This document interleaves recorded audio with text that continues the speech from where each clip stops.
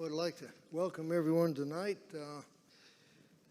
Seems like, as usual, getting a lot of noise out there, but not a whole lot of rain. But it's been real patchy lately, but it's good that we get all that we do get. We're continuing our study and dealing with Abraham. And tonight, it's the title of the lesson is Abraham Intercedes for Sodom.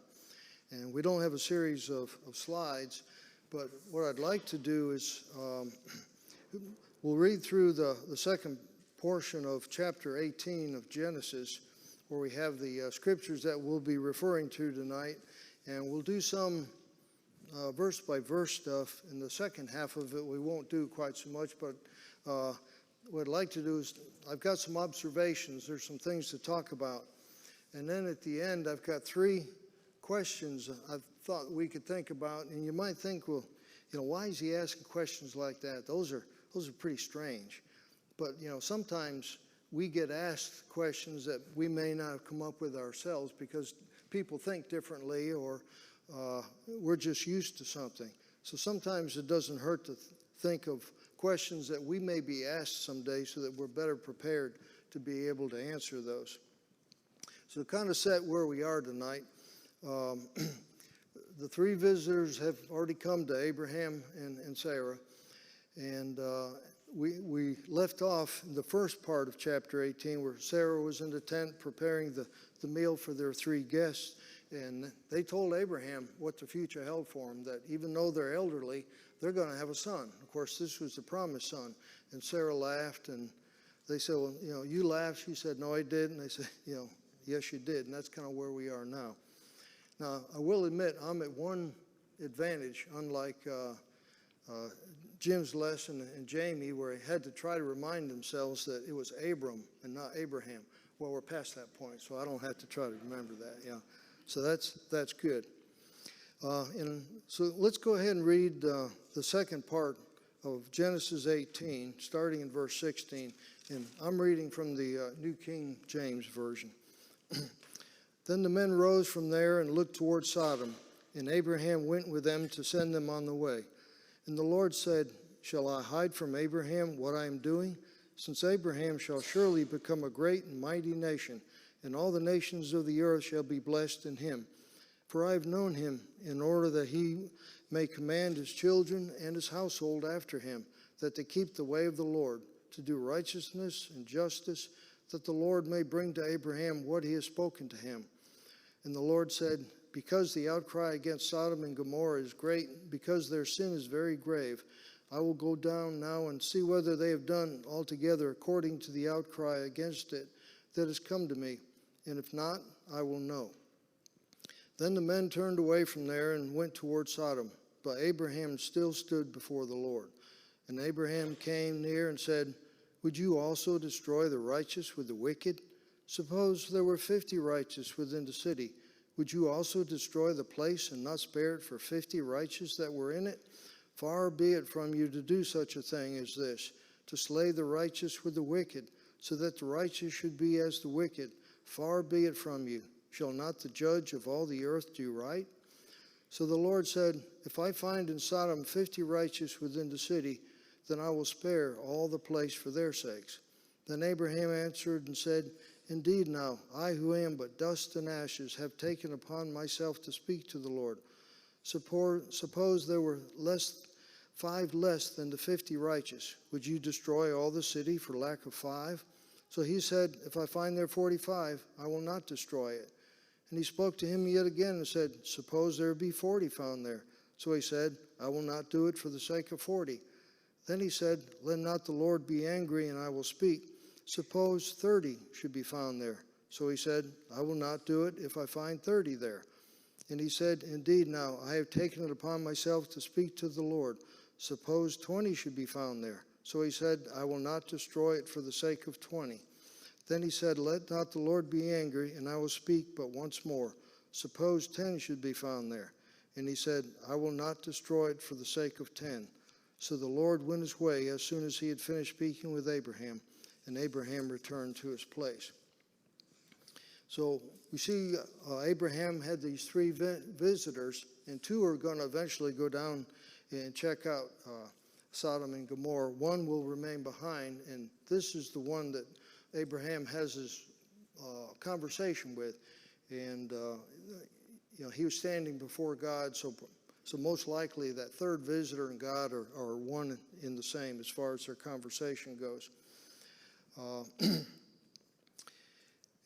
Now, it mentions that Abraham had walked a ways with them to see them off. Well, back in this day and time, of course, there wasn't GPS, and there really wasn't much of anything in the way of maps or signposts or even good roads.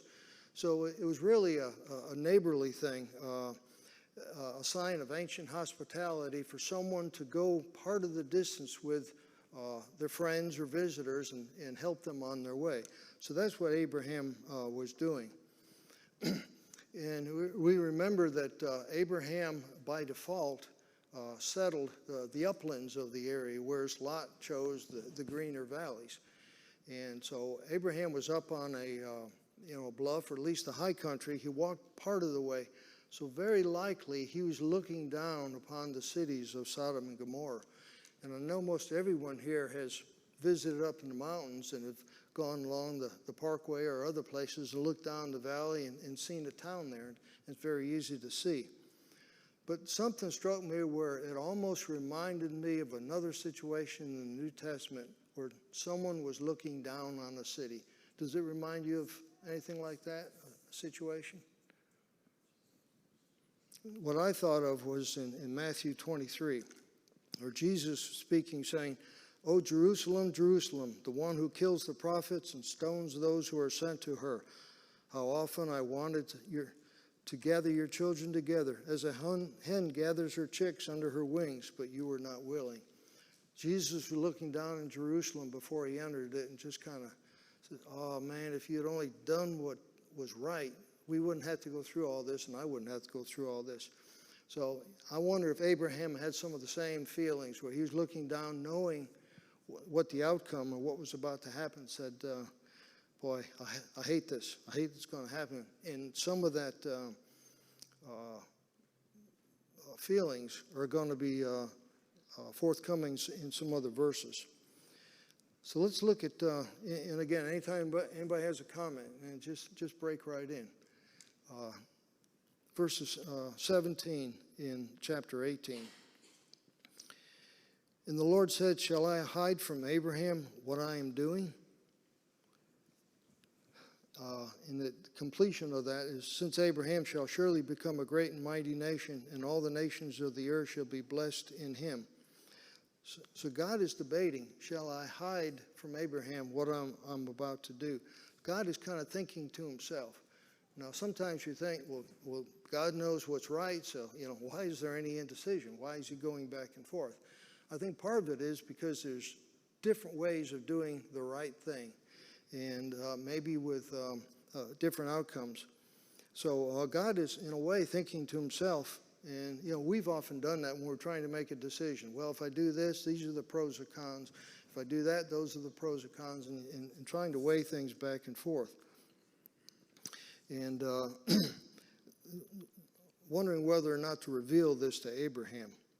And one thing that's good for us to know is that God is willing to consider alternatives. Isn't that great?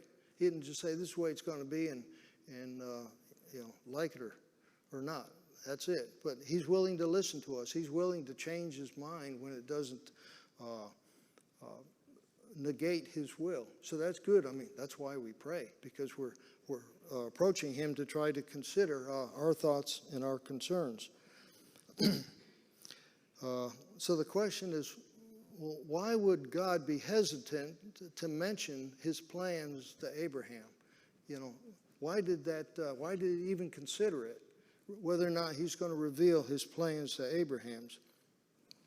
What concerns did he have? I think in some ways God knew that Abraham could take it. There's going to be some killing in the future, but Abraham was not totally foreign to people being killed. I mean, he had gone to battle. Remember in chapter 14, he had rescued Lot from I think it was from the four kings he rescued 5 kings of the Sodom and Gomorrah area plus Lot. So he was acquainted to war. He was acquainted with death and killing people. So, that wasn't so much it. But something was going to be different here. Here's God thinking, when it comes to war or self-defense or something of that sort, it was almost like a reactive thing. We have to do it to protect ourselves, protect our families or what we stand for. Where here, it's almost a premeditated thought process where God is considering going down and doing this to Sodom and Gomorrah. And that's different from what Abraham had been exposed to before. So it's kind of a different thought process for Abraham. Plus, he had probably never had seen the extent of that destruction that was going to happen to Sodom and Gomorrah. It almost reminds me of the pictures we've seen on what happened to Hiroshima and Nagasaki after the atomic bombs, just nothing there. And that's what's going to happen to Sodom and Gomorrah. So probably Abraham had never seen anything to that extent. So God's saying, should I tell him or should I just do it? God may have wanted to save Abraham some grief as well. Says, well, I just won't tell him and we'll just go on. And part of it too, Abraham would see the consequences for people who do not live their lives according to God's will. And of course, Abraham hadn't seen it yet, but that's going to be proven time and time again in the future that even God's chosen people will be punished because they didn't do what God wanted them to do. You think of wandering in the wilderness for 40 years. It was because they didn't do what God told them to do.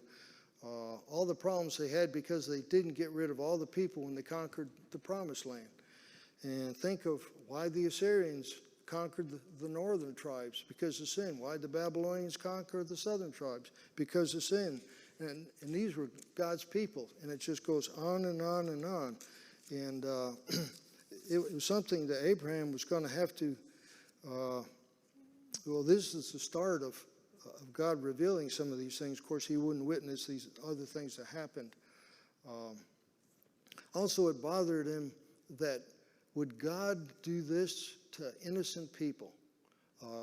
In verse 24, it said, would you also destroy the righteous with the wicked? And this is the conversation between Abraham and God. Would you do such a thing? Why would you kill innocent people? Of course, this is kind of new to Abraham, but again, in the future, examples of this would be revealed, where at times the innocent people suffered the consequences of someone else's actions. You could think of number 16 with Korah, where they challenged Moses and his authority.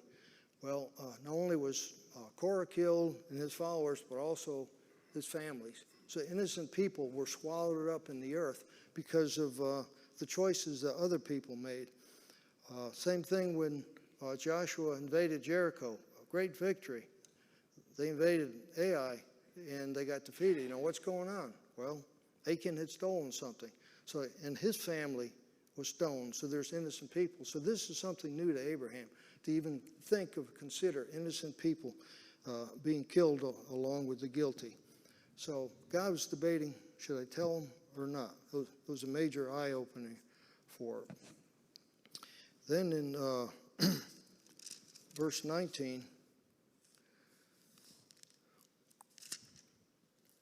for I have known him, in order that he may command his children and his household after him, that they keep the way of the Lord to do righteousness and justice, that the Lord may bring to Abraham what he has spoken to him. God created man so that he has his own free will. We aren't robots. God didn't program us to do his will and not question it or have the opportunity to go in another direction. We have free will. But in this case, if God doesn't program people to do certain things, how does he know that people will do things? And we know that God knows that people will do the things. Think of God has planned before the foundation of the world, according to Ephesians 1:4. How did God know that Pharaoh would harden his heart? How did God know that Judas would betray Christ? How did God know that Peter would deny Christ 3 times if he didn't force him to do it? But we are free moral agents. Well, how do those 2 things work? And I think key to that, probably the version of the Bible you're looking at in a lot of versions. And at the beginning of verse 19 say, "For I have chosen him." Now the King James says, "For I know him." And I'm wondering if that's the key on how we are free moral agents and yet God knows what we're going to do. Is it because he knows us? Eddie? To me, that chosen that I have in ESV and known kind of speaks to the relationship that God and Abraham had. And I think that's why you have this kind of language here. You know, he was wanting to be upfront about it and what was going to happen because they had a good relationship. Right. Yeah. God, like Eddie said, God knew Abraham, and he was familiar with him. He knew what he could handle, what he couldn't handle, and also how he would react. And I think since we aren't programmed, that's how God knew how these things were going to happen, because I know Abraham. He's not perfect. You know, he's going to make mistakes. You know, we think of twice he lied about the relationship between he and Sarah, and yet God says, I know when it comes down to the real hard decisions, he's going to make the right decisions. And to me, that's the only way I think that God can predict things that are going to happen without forcing them to happen, because he knows the people that are involved. He knows what they're going to do. And the way, Eddie? I think about Jesus, you know, he chose his apostles, or chose his disciples who became the apostles, and Jesus had such a close relationship to them and loved them.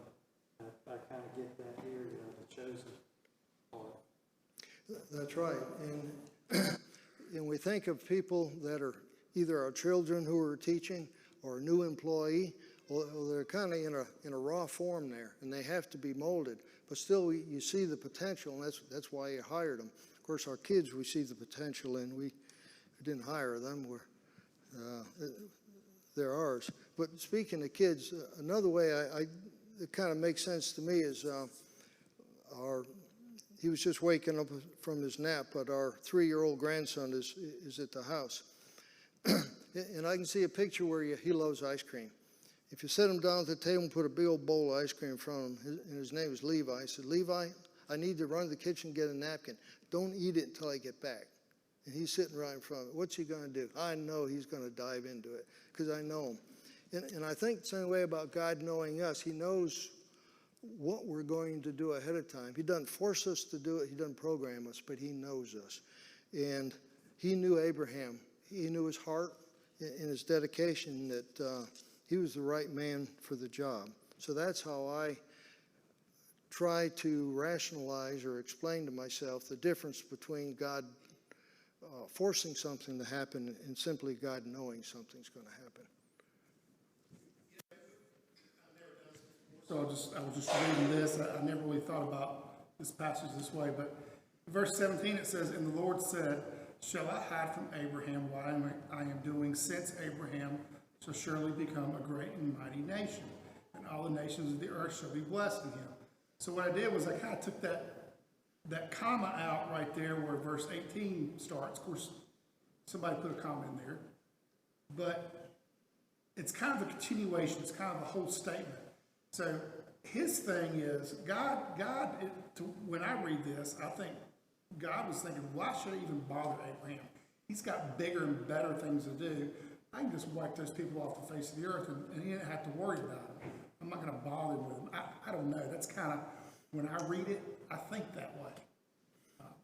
Well, that's a good point. You know, Hamp was talking about why bother Abraham with details, so to speak. He's got bigger fish to fry. He's got more important things going on, and all these people are going to be killed. But that kind of leads right into another thing that we'll look at that I think is an advantage or something that God saw in Abraham. So, you know, that's a good point. All right. down to 20 now. And the Lord said, because the outcry against Sodom and Gomorrah is great, and because their sin is very grave, I will go down now and see whether they have done altogether according to the outcry against it, that this has come to me, and if not, then I will know.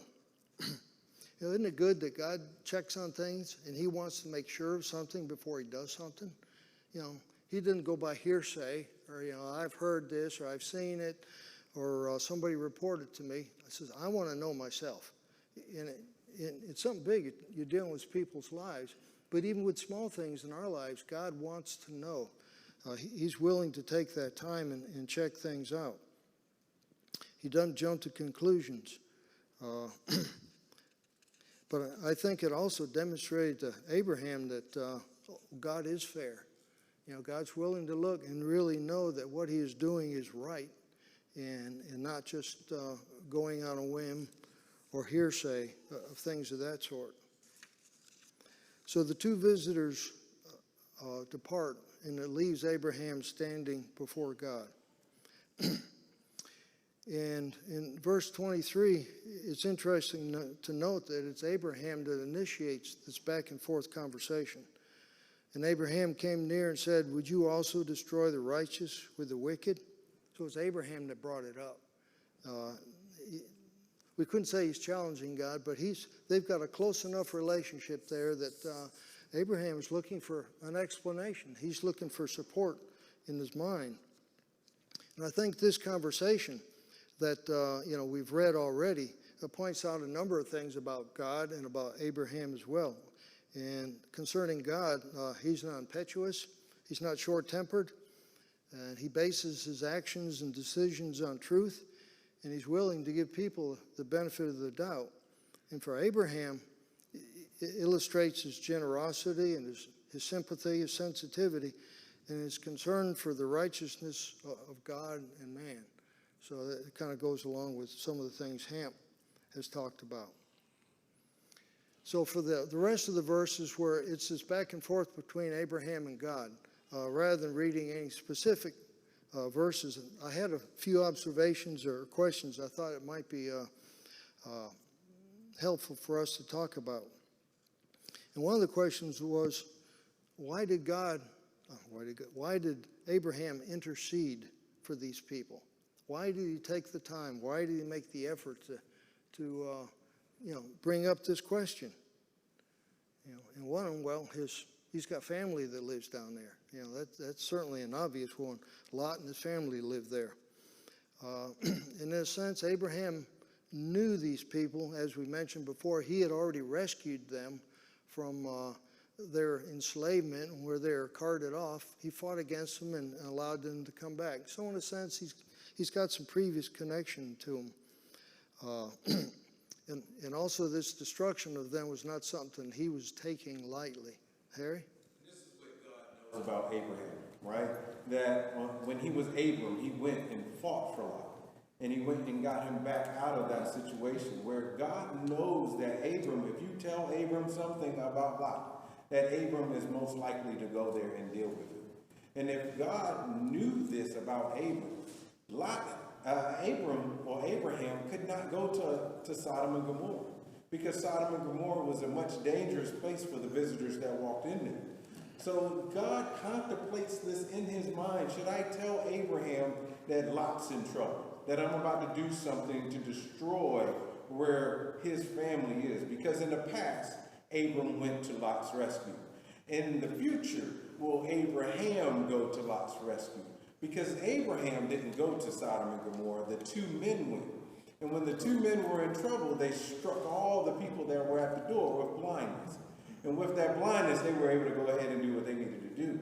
But Abraham would not have had that ability if he went to Lot's situation. Because if you tell me my family's in danger, I'm probably going to do everything that I can to kind of save them, which is Abram had already done before.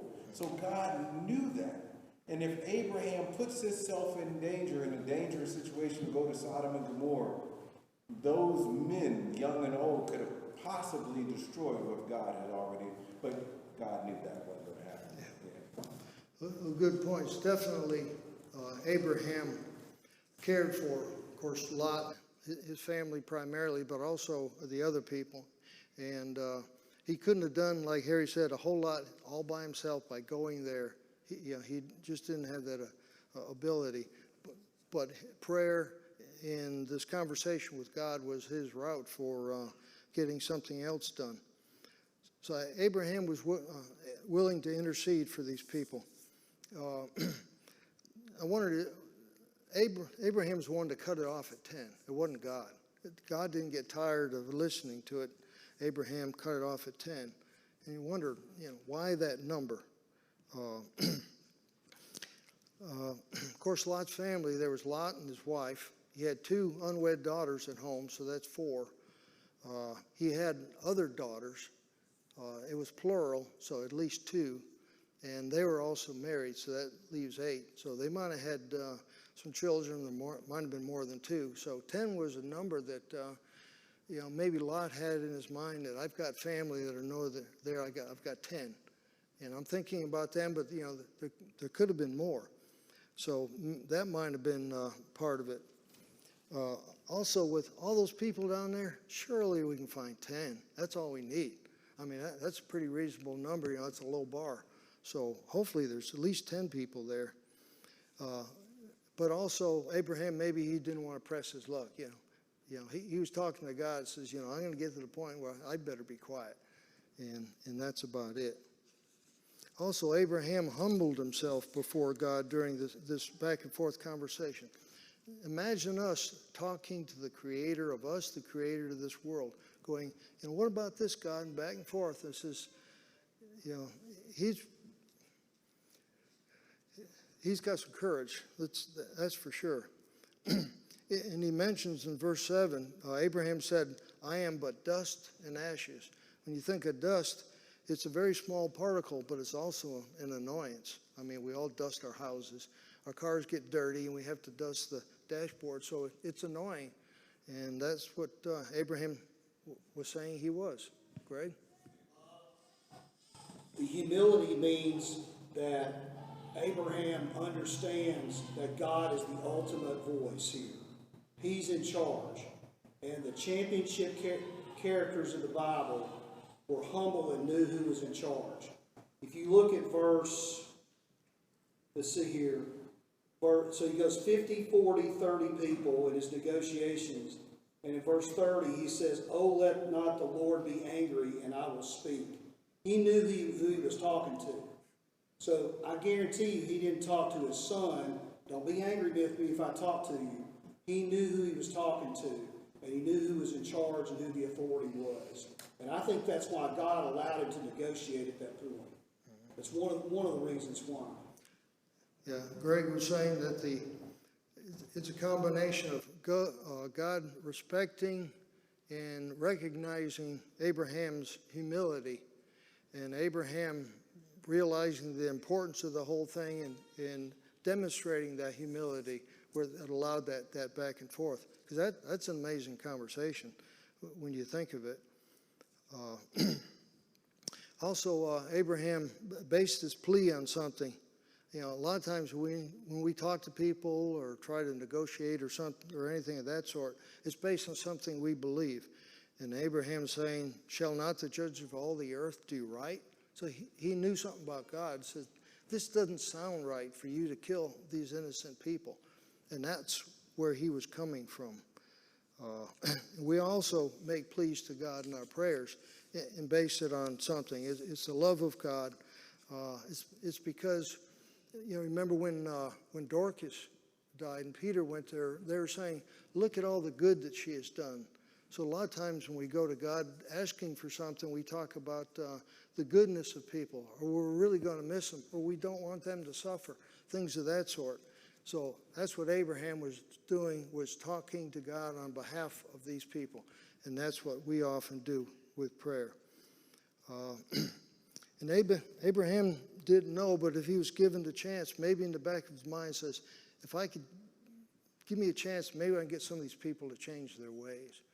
And so this destruction doesn't have to happen. Abraham would change them if he could. And this is a difficult attitude sometimes for us to cultivate in our minds, where we think that much of other people. That I want to change them so they don't have to suffer. I want them to do what's right. And when we think of it, we have other people's lives in our hands more often than we probably realize. Driving, elders, teachers, parents, we all have a pretty big influence on the outcome of other people's lives. And so it's an important thing, and that's what Abraham was doing here.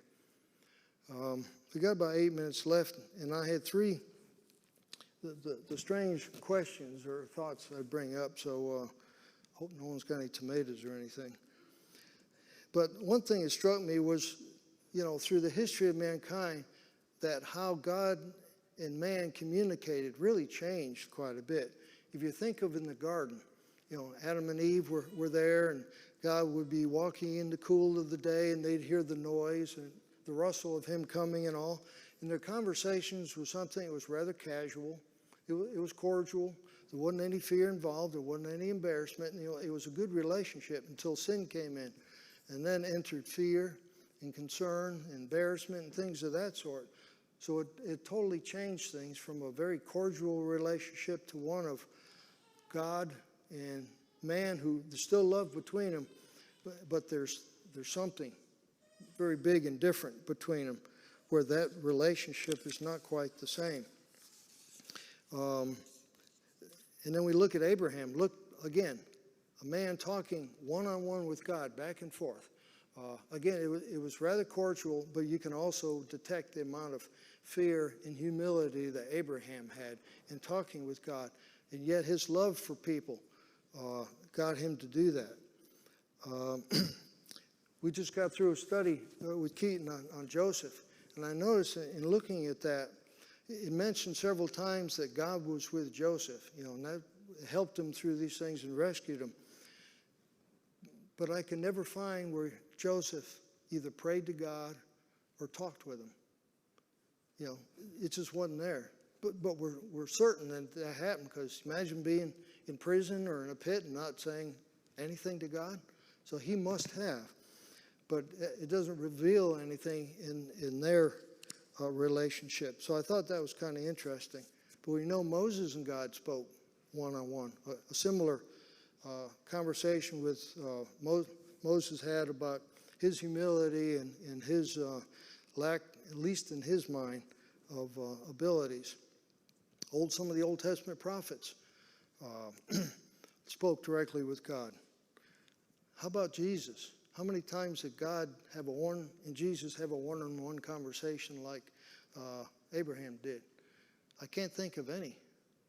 Now, God, after Jesus was baptized, came down and said, this is my beloved son, hear ye him. But, it was mostly prayer.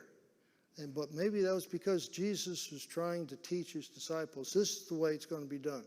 You're not going to have a one-on-one conversation. You're going to pray. Of course, God will respond. He hears you, and he will respond to your prayers.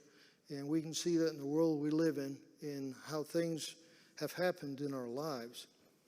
How about the New Testament writers? How many conversations are there between New Testament, the apostles, and God? I can only think of two. One, God talked to Saul of Tarsus while he was on the road to Damascus, and then John in Revelation. Other than that, there doesn't seem to be this one-on-one conversation. So I've said all that to kind of set up a question.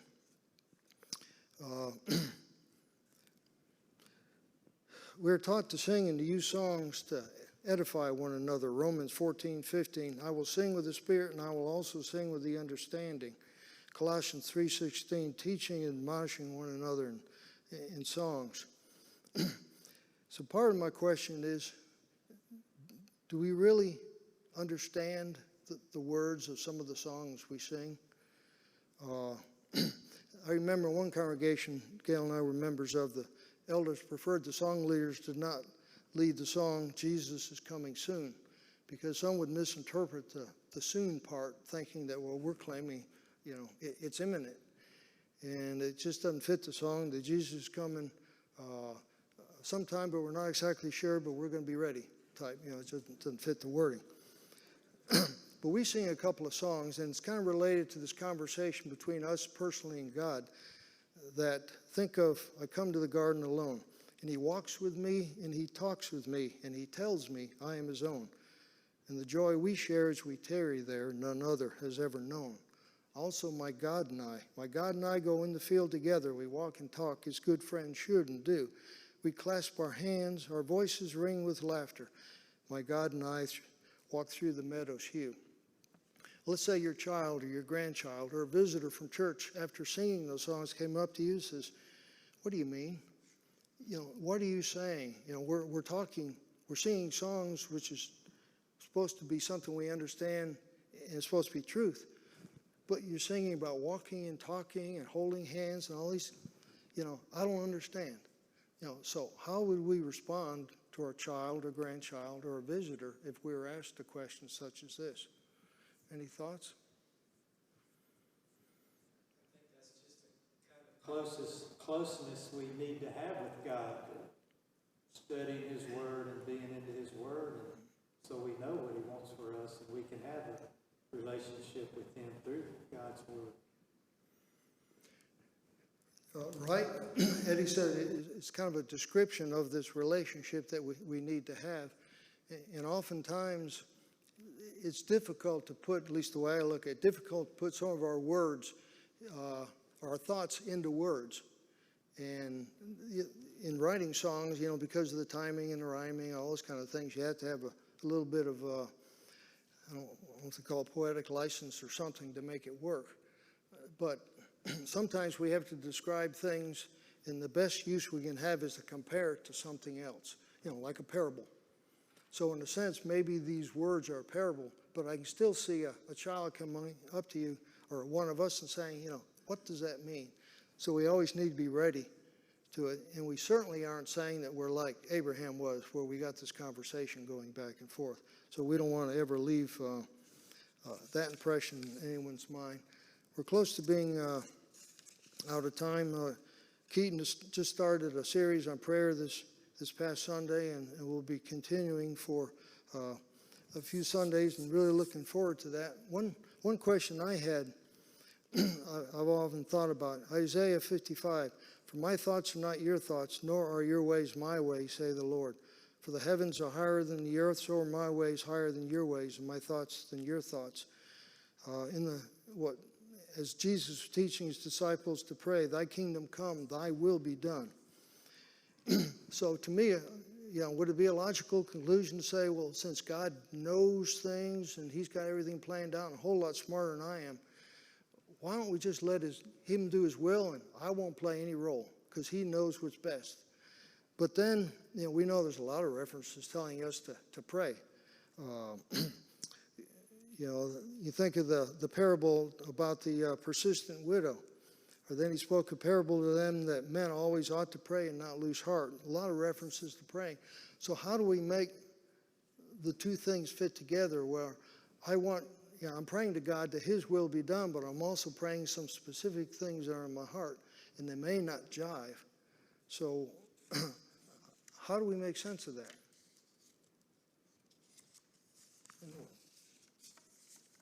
Yeah, I told you it was weird questions.